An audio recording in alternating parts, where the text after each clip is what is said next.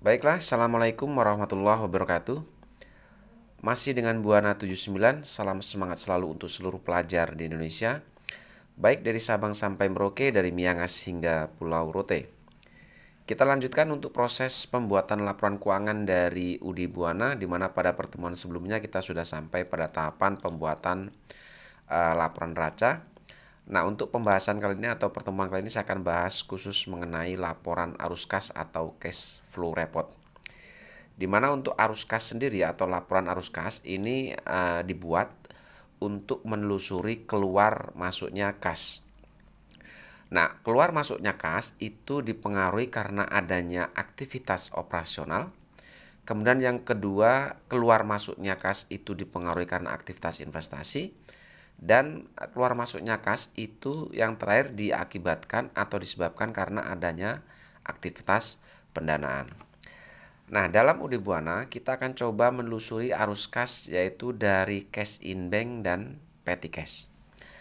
Nah, dari ketiga aktivitas baik itu operasional, investasi, dan pendanaan, ini akan ada namanya penerimaan dan pengeluaran kas, ya, dari mana akibat adanya aktivitas operasional ini, ya, baik operasional, investasi maupun pendanaan, ini bisa mengakibatkan adanya penerimaan atau pengeluaran kas. Nah, untuk mengisi atau menelusuri keluar masuknya kas, yang pertama kita akan coba telusuri yaitu adanya penerimaan kas itu dari jurnal penerimaan kas atau cash receipt journal. Ini untuk menelusuri setiap adanya penerimaan kas. Sedangkan untuk pengeluaran kas ini akan kita telusuri dari jurnal pengeluaran kas yaitu cash payment journal dan jurnal petty cash. Ya, ini untuk menelusuri adanya pengeluaran kas yaitu dari cash payment journal dan petty cash. Sedangkan penerimaan kita akan coba telusuri dari jurnal penerimaan kas dan satu lagi yaitu dari jurnal penyesuaian, ya. Ini biasanya karena adanya pendapatan jasa giro.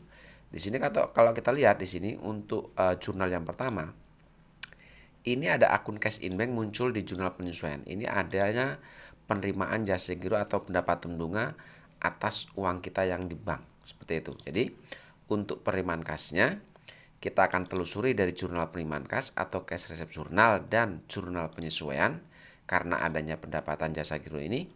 Kemudian untuk pengeluaran kas kita akan telusuri di cash payment journal atau jurnal pengeluaran kas dan petty cash untuk mencatat adanya pengeluaran kas kecil. Oke, sekarang langsung saja untuk mempersingkat waktu kita akan coba mulai dari pertama. Yang pertama, kita akan coba telusuri semua penerimaan baik itu penerimaan dari aktivitas operasional, aktivitas investasi maupun penerimaan atas aktivitas pendanaan. Nah, seperti yang saya jelaskan di awal bahwa penerimaan kas itu kita akan telusuri yaitu yang pertama dari jurnal penerimaan kas atau cash payment journal.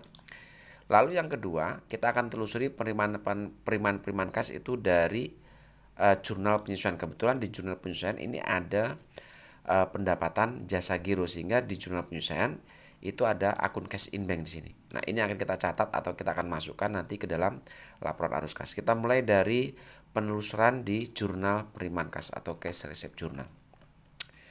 Di sini kita lihat bahwa penerimaan kas yang kita lihat dari tanggal 3 sampai tanggal 25 ini ada penerimaan kas dari piutang dagang, ya. Yang kedua ada penerimaan kas dari penjualan tunai dan ada penerimaan kas dari adanya penerimaan kembali atas piutang yang telah dihapuskan. Nah, intinya kalau kita simpulkan di sini sumber penerimaan kas itu hanya ada dua, yaitu dari penerimaan piutang dan dari penjualan tunai di sini. Oke, dan semua ini penerimaan kas dari penerimaan piutang dan penjualan tunai ini semua adalah penerimaan dari aktivitas operasional. Oke, sekarang kita akan coba hitung dulu berapa nilai penerimaan kas dari adanya piutang dagang ini. Oke, yang pertama kita menerima kas dari pelunasan piutang tanggal 3. Lalu ada penerimaan kas dari pelunasan piutang tanggal 12, ada penerimaan kas dari pelunasan piutang tanggal 14, Dan ada penerimaan kembali atas piutang yang telah dihapuskan di tanggal 20. Dan yang terakhir penerimaan piutang dari tanggal 25. Atas penerimaan dari piutang dagang ini akan kita akumulasi atau kita akan total seluruh penerimaan ini dan akan kita masukkan ke dalam penerimaan kas dari pelunasan piutang. Oke, kita masukkan kita masuk ke laporan arus kas di sini. Kita masukkan yang pertama adalah kita akan catat dulu penerimaan kas dari penerimaan piutang. Nah, penerimaan kas dari penerimaan piutang ini kita jumlahkan semua penerimaan kas tadi yang di jurnal penerimaan kas yang sudah saya warnai tanda merah tadi. Oke, yang pertama tanggal 3 itu pelunasan piutang dari JBLE, tanggal 12 itu pelunasan piutang dari Digital Ele. Nah, tanggal 14 ada pelunasan piutang dari Digital Ele kembali. Kemudian tanggal 20 ada pelunasan piutang yang telah dihapuskan itu dari Panen Ele, dan terakhir ada pelunasan piutang dari Maju Ele. Ini kita total semua.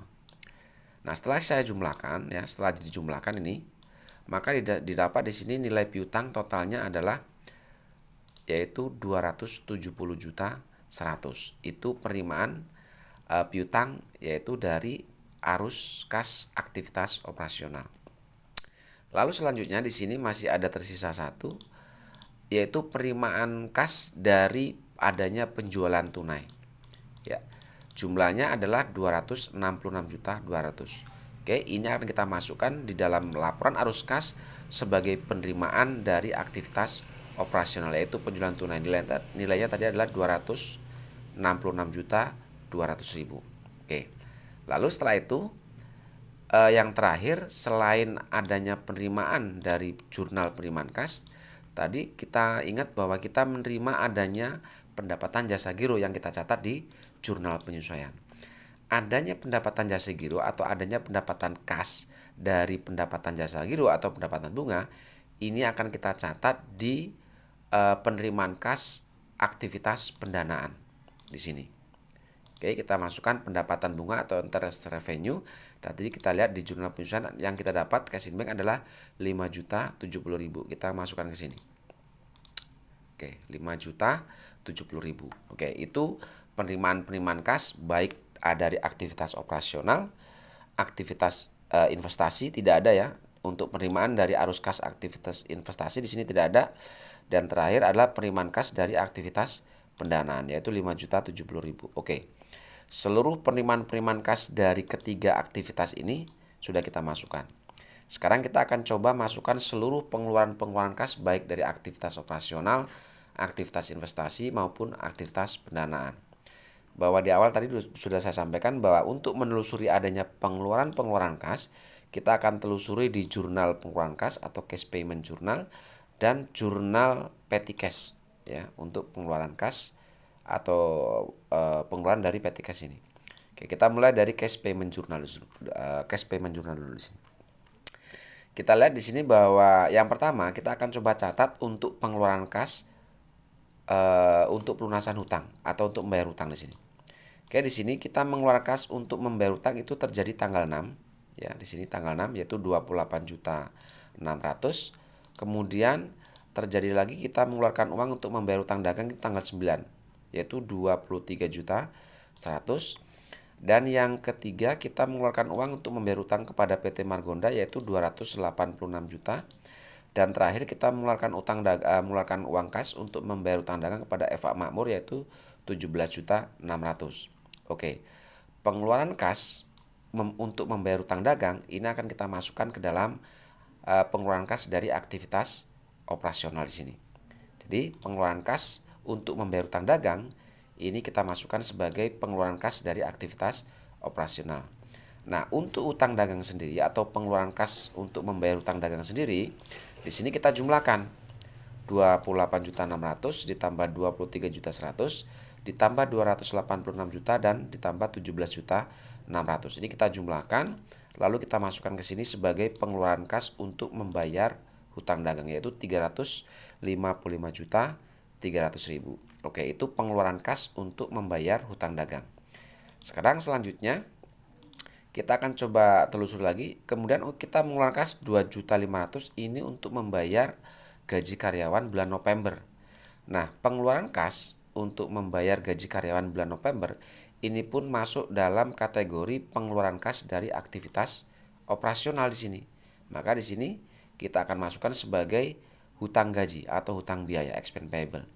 Nilainya kita lihat di sini bahwa tadi dicatat untuk pengeluaran kas membayar hutang gaji itu adalah 2.500.000. Kita masukkan ke sini. Oke, itu pengeluaran kas untuk membayar gaji karyawan bulan November atau hutang gaji.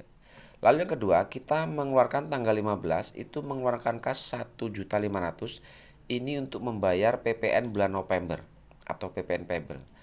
Nah, pengeluaran kas untuk membayar hutang PPN itu pun masuk dalam kategori pengeluaran kas dari aktivitas operasional, sehingga pengeluaran kas tanggal 15 ini pun kita catat di pengeluaran kas dari aktivitas operasional, yaitu membayar hutang PPN. Nilainya tadi adalah 1.500.000. Kita lihat di sini, kita pastikan 1.500.000. Dan yang terakhir, kita mengeluarkan cash in bank itu sebesar 19 juta. Ini untuk membayar angsuran Bank Mandiri yang terdiri dari angsuran pokok 16 juta dan beban bunganya 3 juta. Nah, pengeluaran kas untuk membayar angsuran bank ini akan kita masukkan sebagai pengeluaran kas dari aktivitas pendanaan di sini. Ya, tadi terdiri dari angsuran bank atau angsuran pokok dan beban bunga. Masing-masing nilainya kalau kita lihat di sini adalah 16 juta untuk angsuran pokok dan 3 juta untuk beban bunganya. Kita masukkan ke sini. Ya. Oke, itu ya. Jadi pengeluaran kas yang pertama tadi untuk membayar hutang dagang. Ini kita jumlahkan semua pengeluaran kas untuk membayar hutang dagang. Kemudian ada pengeluaran kas untuk membayar hutang gaji bulan November. Kita masukkan sebagai hutang biaya. Kemudian pengeluaran kas untuk membayar hutang PPN, di mana membayar hutang dagang, kemudian membayar hutang biaya dan membayar hutang PPN ini masuk dalam kategori pengeluaran kas dari aktivitas operasional. Sedangkan untuk kita mengeluarkan kas sebesar 19 juta, yaitu untuk membayar angsuran bank, ini kita masukkan sebagai pengeluaran kas dari aktivitas pendanaan, sehingga di sini kita masukkan di arus kas dari aktivitas pendanaan sebagai pengeluaran kas di sini. Oke, semua pengeluaran kas yang terdapat di jurnal pengeluaran kas ini sudah kita masukkan semua ke dalam laporan arus kas. Yang terakhir adalah pengeluaran kas yang terkait dengan pengeluaran kas kecil atau petty cash. Nah, pengeluaran petty cash atau pengeluaran yang dilakukan oleh pemegang petty cash ini masuk dalam kategori pengeluaran kas dari aktivitas operasional. Jadi semua ini akan kita masukkan sebagai pengeluaran kas dari aktivitas operasional. Kita masukkan ke sini. Ya. Kita masukkan ke sini. Untuk pengeluaran petty cash akan kita masukkan sebagai pengeluaran kas dari aktivitas operasional. Oke, nilainya sendiri kita masukkan semua yang ini, berarti kita fokus ke akun petty cash ya. Dan kalau yang cash in bank kita fokus tadi ke akun cash in banknya. Oke, kita masukkan ke sini. Ya, sini. Oke, dengan demikian semua penerimaan dan semua pengeluaran kas, baik itu dari aktivitas operasional, dari aktivitas investasi dan aktivitas pendanaan, ini sudah kita masukkan semua. Baik itu dari jurnal penerimaan kas, dari pengeluaran kas, dari petty cash, dan dari jurnal penyelesaian saat ada pencatatan penerimaan jasa giro tadi. Oke, kalau kita lihat di sini arus kas dari aktivitas operasional, yaitu ada penerimaan dan pengeluaran. Kita akan coba jumlahkan semua penerimaan dikurangi dengan semua pengeluaran. Oke, setelah saya hitung di sini jumlah penerimaan dikurangi dengan jumlah pengeluaran didapat nilai sebesar 173.950. Inilah yang disebut dengan jumlah kas dari aktivitas operasional. Karena nilainya positif, artinya di sini ada kenaikan kas karena jumlah pendapatan lebih besar dari jumlah pengeluaran dari aktivitas operasional itu sendiri. Oke, sedangkan untuk arus kas dari aktivitas investasi ternyata di sini tidak ada aktivitas, tidak ada penerimaan dan tidak ada pengeluaran. Lalu selanjutnya untuk arus kas dari aktivitas pendanaan di sini ada penerimaan, yaitu ada penerimaan bunga sebesar 5.070.000. Lalu ada pengeluaran untuk membayar angsuran bank beserta beban bunganya. Nah, kita akan coba total atau kita hitung di sini jumlah pendapatan bunga ini atau jumlah penerimaan kas dikurangi dengan jumlah pengeluaran kas. Setelah saya hitung di sini hasilnya adalah min 13.930.000. Karena jumlah pengeluaran kasnya lebih besar dari jumlah penerimaan yang berhubungan dengan aktivitas pendanaan, maka hasilnya di sini minus, negatif. Nah, setelah kita dapatkan seluruh, jangan lupa ini dikasih keterangan ya, ini adalah jumlah kas dari aktivitas pendanaan. Sedangkan jumlah kas dari aktivitas operasional di sini kosong. Nah, kalau kita lihat di sini jumlah kas dari aktivitas operasional itu didapat totalnya 173.950, sedangkan jumlah kas dari aktivitas pendanaan itu hasilnya min 13.930. Nah, sekarang kita jumlahkan semua kas dari ketiga aktivitas. Jumlah kas dari aktivitas operasional ditambah dengan jumlah kas dari aktivitas investasi dan ditambahkan dengan jumlah kas dari aktivitas pendanaan. Kita total di sini berarti karena hanya ada dua, berarti kita lihat 173.950 dikurangi dengan 13.930, karena ini mengurangi karena arus kas dari aktivitas pendanaan dia hasilnya negatif. Sedangkan jumlah kas dari aktivitas operasional hasilnya positif. Maka kita kurangkan ini. Didapatlah nilai sebesar 160.020.000. Inilah yang disebut dengan kenaikan kas pada periode bulan Desember ini. Oke, untuk mengetahui berapa nilai kas pada akhir periode, maka kita masukkan kas pada awal periode ini. Kas pada awal periode kalian bisa ambil dari daftar saldo ya 30 November yang ada di soal. Ya, di sini kebetulan untuk trial balance 30 November udah saya buatkan daftar sendiri. Saya masukkan di sini sebagai trial balance tanggal 1 Desember. Nah, untuk kas awal periode karena kita menelusuri arus kas yaitu cash in-bank dan petty cash, maka untuk arus kas awal periode kalian jumlahkan jumlah cash in-bank dan petty cash ini. Kalian jumlahkan, baru kita masukkan ke laporan arus kas sebagai kas awal periode. Ya, jadi kas awal periode ini didapat dari jumlah saldo kas awal, yaitu terdiri dari cash in bank, saldo kas awal cash in bank, dan saldo awal petty cash. Kita jumlahkan, kita masukkan ke sini sebagai kas awal periode. Oke, setelah kita masukkan baru kita jumlahkan kenaikan kas pada periode ini ditambah dengan saldo kas awal baik itu petty cash dan cash in bank. Didapatlah nilai di sini yaitu 212.590.000. Inilah yang disebut dengan kas setara kas pada akhir periode. Maksudnya kas setara kas pada awal periode adalah bahwa saldo kas yang atau hasil akhir dari laporan arus kas ini setara atau sama dengan jumlah kas pada akhir periode. Nah, untuk mengetahui berapa jumlah kas pada akhir periode, kalian bisa lihat di neraca lajur khusus kolom neraca, yaitu yang cash in bank dan petty cash berarti ini. Oke, jika kalian jumlahkan jumlah cash in bank dan petty cash pada kolom neraca ini, maka hasilnya harus sama dengan hasil yang ada di cash in bank. Sekarang kita lihat di sini jumlahnya, ya. Kita lihat di sini kalau kita jumlah secara manual di sini, ini hasilnya adalah 590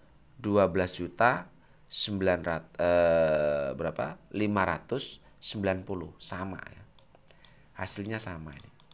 Sama dengan hasil akhir dari laporan arus kas, yaitu kas setara kas pada akhir periode. Ya, jumlahnya sama dengan jumlah saldo kas akhir yang ada di laporan neraca lajur di kolom neraca ini. Oke. Itu kira-kira terkait pembahasan mengenai laporan arus kas. Untuk selanjutnya kita akan coba bahas mengenai laporan jurnal penutup atau jurnal penutup dan neraca saldo setelah penutupan. Terima kasih. Assalamualaikum warahmatullahi wabarakatuh.